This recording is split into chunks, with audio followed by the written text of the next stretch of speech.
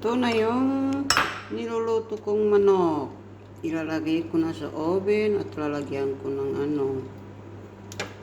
mga sauce. Lalagyan ko ng sauce. Ganyan guys.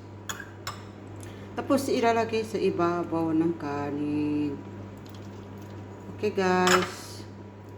Thank you for watching. Ito na yung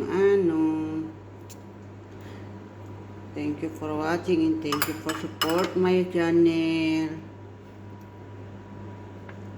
I am new here in the YouTube. Guys, paki-support naman si Inday. Salamat.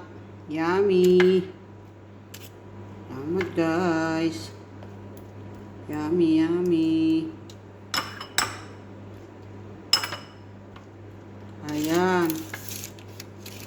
Thank you for watching. Ito guys, ilalagay ko na sa